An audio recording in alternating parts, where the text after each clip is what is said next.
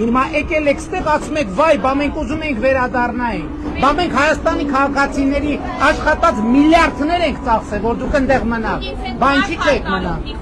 Ես ձեզ հետ կխոսամ տենց, ես տենց կխոսամ ձեզ հետ տենց, ու այս քարտեզի մասին տենց կամահարանքով չխոսակ, որևէ մեկը,